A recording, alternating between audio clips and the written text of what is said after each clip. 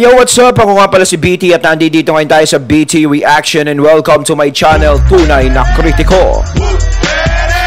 At meron tayong panonooring video ngayon. Ito po ay nagbula kay Pinas News Insider at ito ay pinamagatang kakapasok lang. Grabe to. Testigo kumanta sa Senado, winasak ang PCSO, sarado na.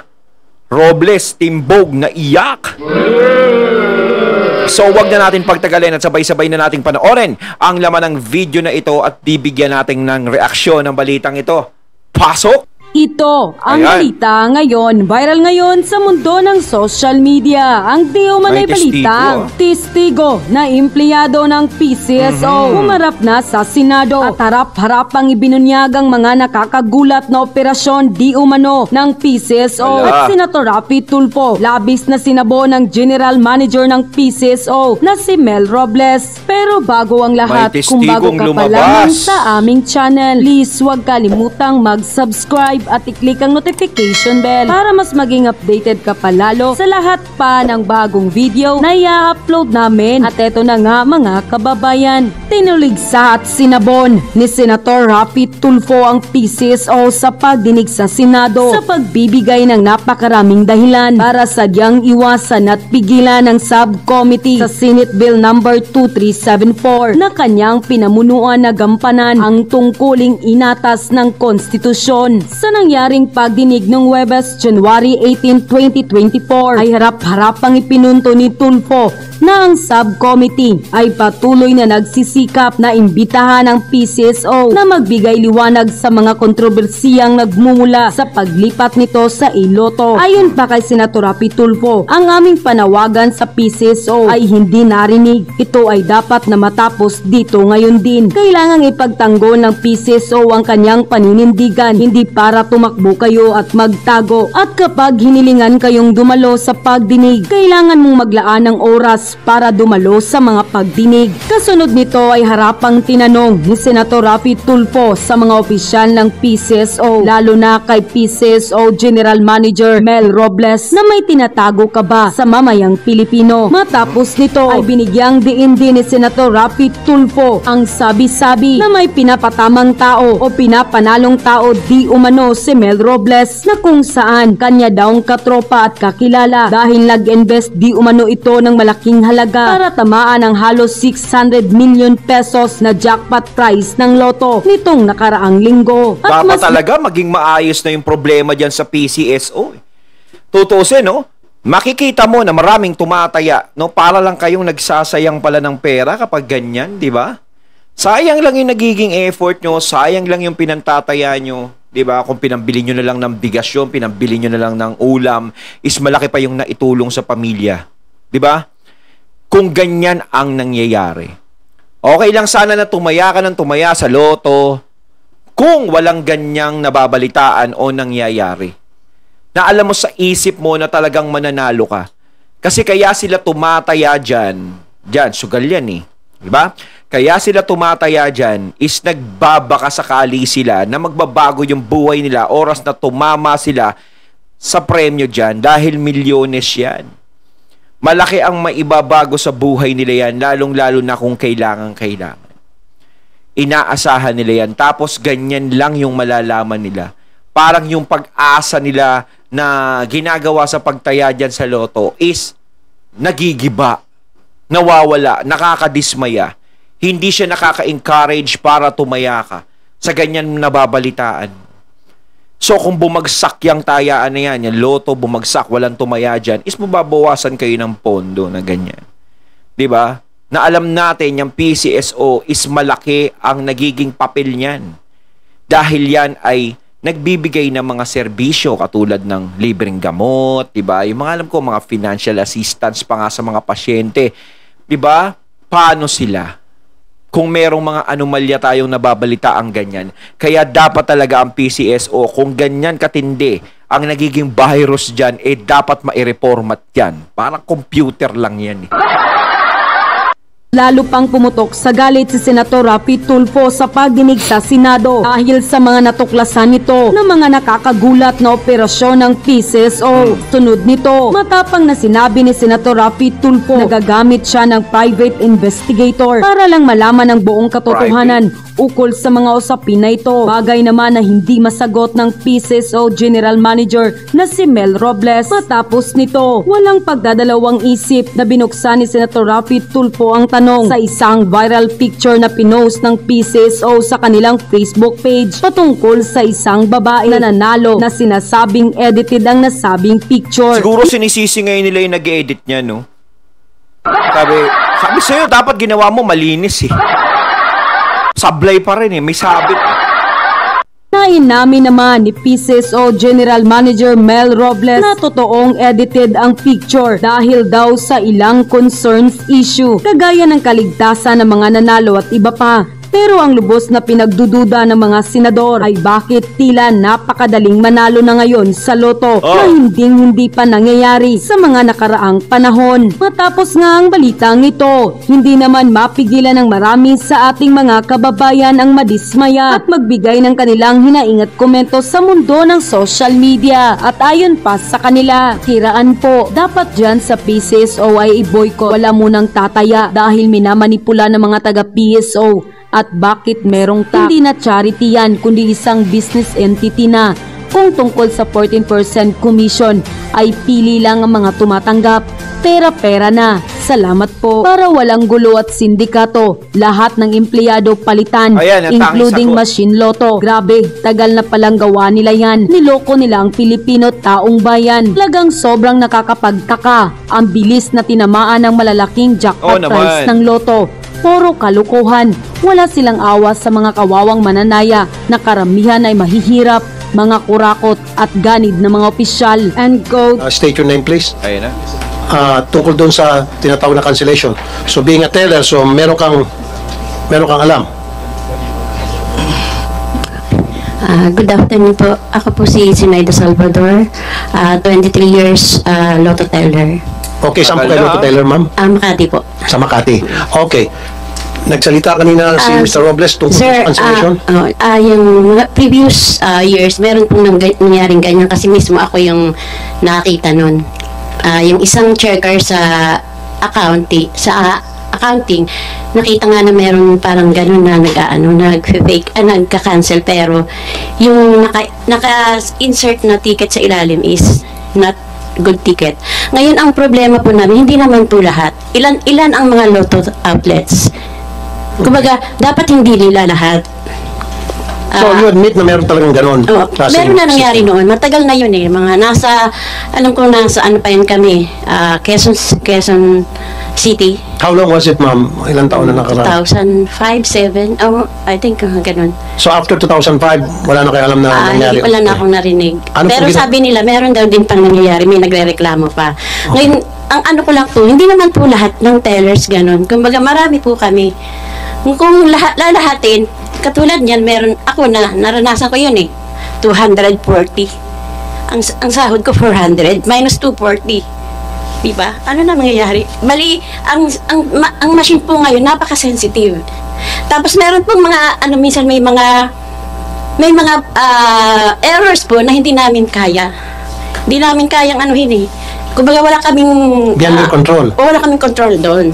Katulad doon sa mga printer error, sa mga thermals, yung mga scanner error. Ewan ko kung alam na nila yun, yung loob ng glass cleaner, pag yun nalagyan ng alikabok, pag once nagpasok ka ng card, pag akyat ng alikabok, babasahin yung kung saan siya tumapat. Ganon minsan ang nangyayari doon sa mga ticket na binabasa ng ibang amount. Okay. And because of that, nagkakaroon ng cancellation. Opo. I mean, kayo ay, yung sinasabihin kanina ni Ms. Javier, hinigpitan hanggang sa ma-terminate.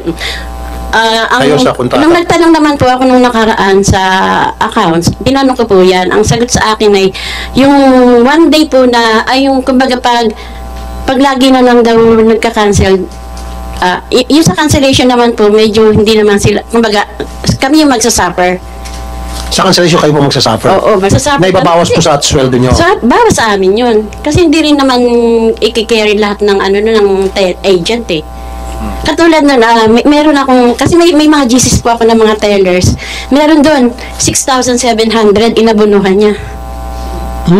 Meron 1,002. May mga records po ako nun. May mga, yun nga po, ang hirap po doon sa mga, yung printer error, yun ang hindi namin kaya. Pero yung kunyari, nagmamanual lang kami, magkakamali kami. Pwede namin sagutin yun. Pero yung mga printer error, yung mga thermal error, ang hirap hindi namin control. Wala kaming control doon eh. Okay. So, 23 years po akong teller, pero ngayon lang ako nakaranas ng ganyang kalalaking ano. So, Bagang Mr. Robles, hirap. aware kayo doon? Yung sinasabi po ni Ms. Salvador, yung mga Bagong-bago po yung ating PLS at we have referred the matter to them. At yung pong mga sinasite namin po ay nakadokumento po which prompted us. Yung pong sinasabi nyo ay we will have to look into yung isolated cases na yun. Pero ang nakita namin talaga, without even checking yung maliliit po, yung wholesale cancellation po. Yung po ang meron po namin nakita. We got the top 10, tapos nangyayari lang po yung cancellation sa 2D and 3D lang po. No po. Well, it's arguable, pero yung pong tinignan namin, ang majority po lang, nakita nyo 6 digits hindi nagkakamali. Meron po yun yung tinignan namin. Bakit ka nagkakamali sa 2D and 3D? Sa 6D hindi ka nagkakamali. Wala ho, 0 on 2D, 3D. Kasi ho, malaki ho ang premyo ng 6D. Hindi ho kayang labanan yun. Yun ho ang naging explanation over the years. So yun ho talaga ang naging reason namin. Yung mga, kita nyo, 14,000 yung cancellation, 9,000 yung pumasok. Ano naman ho yun? So yun ho, indicative na yun na yung ng 4D tsaka 6D hindi nagkakamali. Bakit doon namumukod tangi lang ho? Yung sa 2D and 3D. Ms. Xavier? GM, may we suggest po na yung mga grabe po yung cancellation, di dapat po yun sila ang tiniterminate at saka po sila na lang po yung binablock, pero wag naman po yung lahat kasi yung mga iba naman po talaga kami ho, takot na takot kami ngayon mag-cancel po. Ihilingin na lang po namin sana na kung may kasalanan po yung isang agent, dapat po ipatawag siya kasi nagsasuffer po yung karamihan dahil po dun sa kanilang kasalanan. Kakadamay-damay. Tama, Sana po, I agree Chief. with that, Mr. Robles. So, yung sabi nyo kanina, identified yun din daw yung sabi mo yung lugar at mga lotto agents na palaging nagkakaroon ng cancellation. Then, yun dapat ang ipatatawag nyo, yun dapat ang i-terminate nyo yung kanilang kontrata. Bakit yung 2,000 na damay? Ito po, sample. Ma'am. Sample. May sample, ano po yung sample niyo, ma'am?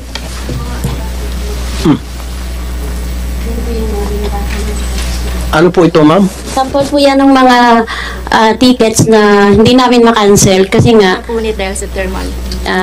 dahil nga po sa yung walang cancellation, ang problema po dyan sa scanner. Scanner. Okay, kung maintindihan to, alam mo ba, Yung, ang taya, sa 310, ang taya lang dyan is 10 pesos, nagiging siyang 310. Binabasa po yung, wala naman siyang nakaguhit, pero binabasa yung 300. Tawin mo 10 piso lang taya mo, nagiging 310, no? Madami, no? Jackpot. Ganun po. So- Ito po naman yung sa scanner. so scanner ang may Ito. problema. Oh. So, kunyari, ang taya mo is, magkano ulit ang taya? Ang taya ay 10 pesos lang. 10 pesos. Diba? Dalawang 10 yan, yung isa naging 300. Okay, dalawang 10. Opo. Hindi, 210 yung isa.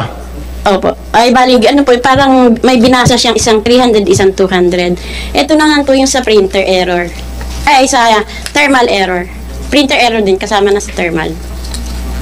Okay. Na ayaw tanggapin ng customer kasi punit. Pero good ticket naman sana siya. Kaso lang punit, hindi tinatanggap ng customer. Bakit na punit? Sa thermal po. Sa thermal? May mga thermal po kasi. Kahit na siguro ako mananaya, pag nakita ko punit, huwag ko tanggapin yan. Baka mamaya, pag nanalo yung ticket ko, mababa yung valid. yun. So, again, maging cancellation Ay, yan. yan. Sagot na namin. Kumbaga, babayaran Kakainin nyo na yun. Oh. Laban na lang. Yun ang mga legit na cancellation. So, O, tsaka marami. wala naman talagang mga mananayang ganun eh. Bibigay mo, yan, punit yan. Pag nanalo yan, syempre daming hihingin sa iyo. Bakit punit yan? Ganito. Kaya kay nanay ko, tumataya sa loto yan, talagang ingat na ingat. No, ingat na ingat, sa libro niya talaga nilalagay yan. Yung librong hindi ginagalaw. Tapos ilalagay sa may altar yan.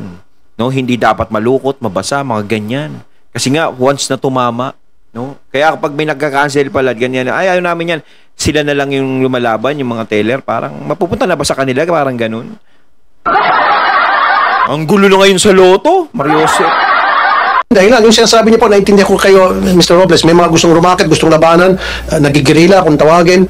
against PCSO, okay, legit yun. Dapat yun ang mga parusahan. Huwag yung mga talagang honest to goodness na pagkakamali na At saka- hindi nila beyond their control. Tulad nun, yung Tsaka po yung kumbaga bigla kasing nagkaroon ng cancellation, wala man lang leeway na pwede kami tumawag.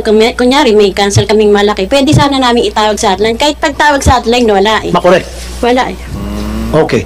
Ayun, binigyan sana silang leeway o pagkakataon na para maayos yung problema tungkol sa cancellation. Kasi ang nangyari, kapag wala ng lunas right there and then, silang umaabono. Tama, ma'am? Abono. Tulad nito, ang may problema yung printer, may pagbasa ng printer. Cancellation yon, sila nag-abono. Siyempre, sabihin ng mananaya, hindi naman yan tinaya ko, bakit nyo ako bigyan ng ganong ticket na mali? Of course, cancel na yun. Kasi sabihin ng tao, hindi ko na ituloy yung laro ko. Abono sila.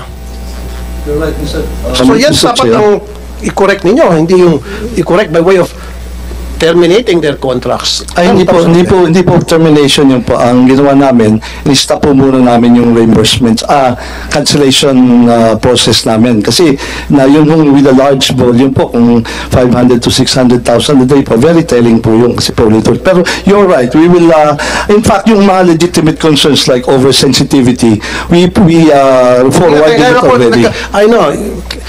Yung nga sinasabi kanina, masyado kayo Parang si Robles ay inis. higpit until such time na ginawa yung rason, yung paghigpit na hanggang sa ma-terminate sila. Di ba? Miss Pauline, sinasabi niyo, sabi yan, Mr. Chair, hindi po. We cannot coexist without the traditional dahil marami pa rin ho talagang nasa traditional. In fact, iba po ang market ng traditional. Iba rin po yung nag-online. I understand. Kaya nga po, sir, if I may, there is always a different market for the online kahit po sa ibang bansa. The traditional, the over-the-counter po is always there. Kasi po ang nature po ng mananayatin is very superstitious po yan. Suki-suki po yan. So we understand that, but we will seriously look at the problems po ng mga legitimate cancellation. Yan po, I will promise you po, after this we will have to sit down on that. Maybe we put a cap on saan ang pwedeng... And then if you were to ask me, Mr. Chair, yung mga cancellation na beyond their control na may problema ay PCSO, dapat ma-refund, ma-reimburse yung mga nag-abono. Ibalik yung mga pera nila. Kasi karamihan sa mga teller ay nag-abono. Kasi hindi naman nila kasalanan. Tama yun. Dapat talaga maibalik yun. Wala naman silang kasalanan. Ay, nako. Nako naman talaga. Oh, hello, PCSO. What's happened? Talagang kay Tulfo, hindi kayo makalusot, no? Hirap talaga makipaglaban kay Tulfo kapag talagang yung balitaktakan ng harapan ng gusto mo. Kapag wala kang magandang maisasagot sa kanya, nako, yari ka, tapos ka na. Bakit hindi? Mr. Chairman, sino ang provider ng system sa Lotto outlets? Ito sa joint venture po. Ano pong pangalan? It's a Pinoy Lotto So yung joint venture. yung physical Lotto outlets, yung sinasabi nila na may printer, magbibigay ng thermal paper, ang provider niyan is Pinoy Lotto. So dapat ina-assess din ninyo siya anong performance ng kanyang system, kung punit ang thermal paper, yung dust ay nag-accumulate, nasisira yung pagbasa ng mga QR code or whatever, mga 10 pesos, 300 pesos ang lumalabas, software problem yun. Is that your responsibility as PCSO or as a provider's responsibility? Well, yung papers po, if that is defective, then we are to blame. Pero again, kung hindi naman po yun ang reason, we have to look into it if it's really the paper. Kasi sabi ko nga sa inyo, hindi naman po across the board yung nakita namin eh. Very specific areas po eh. Alam ko yung meaning nyo, Mr. Robles, nang nakita ninyo, siguro you looked at your computerized systems, yung online ninyo. Pero ito yung reklamo hindi nyo makikita eh.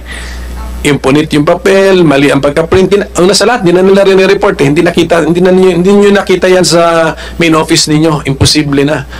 Pero now, nalaman nila na alam na ninyo na marami palang nagtitiis na lang, ina-absorb na lang yung loss kasi there is no effective reportorial system. You must put one in place. Require it from that provider. Pinoy Lotto? Dapat galingan ni Pinoy Lotto. Tapos dapat may feature naman ng immediate cancellation. That should be a feature. At the immediate one, yung pagka-place ng bet, it's either hindi nagbayad yung tumaya or whatever, dapat may feature na cancellation of the bet. Software. May reason. At binigyan na reason. Oh, bigyan ng reason. Malagyan ng menu of the reasons. Yes. I mean, hindi pa software lang po. Hindi pa software. Paano sa kayo, hindi na mag-abono yung mga teller? Pacific Online Systems Corp, you know how to write code, di ba? I mean, Kawawa kasi yung mga teller kapag may nagkakamali. Di ba? Kapag may mga error, aabunuhan nila. Dapat hindi nila sagot yun eh. No, yung Pinoy yung... Pero asking them, kasi online betting din sila eh. That's code. Madali lang yan sa code, right? Yes, Mr. Chairman. Pwede po siyang additional... You can give a grace period of 2 minutes. Meron siyang 5-minute na... 5 minutes, grace period. Dati po sa traditional system. Di ba? I mean, tinatanong lang kita as not as the but parang as someone in the business, di ba? Parang kayang gawin yan, no? It should not be insurmountable, di ba? Yes po, so, 100%. Meron lang siguro, Mr. Chairman, that the PCSO family, itrato yung pamilya din ninyo itong mga outlets natin. Ngayon lang ba sila nagkaroon ng time makasalita na narinig ninyo? Wala ba tayong regular wala bang wala na intervention ng Senado, wala bang regular stakeholders forum or summit, whatever? Acknowledge AGM. Lisa Gaboy, siya po ang head ng aming branch operations. He's been here for the longest time po. Go ahead and state your name. Sir, I am Remelisa Gabuyo, the AGM for Branch Operations Sector, handling all the Lotto agents po. Sir, kami po in partners po sa kanila. Lahat po ng concern nila, last December po, lahat po ng branch managers natin, nag-meeting po sa kanila para to address po lahat ng mga concerns nila. Please understand that we are transitioning into a PLS. So lahat po kami, October po nag-start yan, marami po kaming naging challenges. So ngayon we are, October lang po. So we are very sensitive po, that is right. Pero po yung sinasabi nilang concerns nila, in-elevate na rin po namin yung sa JV Lotto. So we are addressing po that one. Okay, thank you. Now, doon ako sa nagbumangkang kawawa yung mga teller. Ilan na po sa inyo po monitoring ang na-cancel dahil ang pagkakamali ay sa printer, ang pagkakamali ay sa system? Reported lang po nila ngayon sa amin yun eh. Siguro po may mga na-receive na po kaming about mga 25 lang po na sumusulat sa amin for their concerns na ganun po. Pero isn't it right? Tama si Senator Coco Pimentel na evaluate niyo po yung provider niyo, yung Pinoy, anong pangalan nun? Yes, sir. Sir, we already... Kung kinakailang sibakin niyo at magpa-bid kayo ng bagong provider. Ayun, natating natunghayan ng video na nagbula kay Pinas News Insider. At syempre natunghayan natin yung sa Senado. Talagang PCSO dahil sa ginawa nyo, yung maliit na pagpo-post nyo ng nanalo na edited, ay nahulukay ang problema ninyo dyan sa loob. Kailangan ayusin nyo yan. Kayo mga katunay, anong masasabi nyo tungkol dito? Comment lang po kayo. So once again, I'm BT and I'm out. Peace.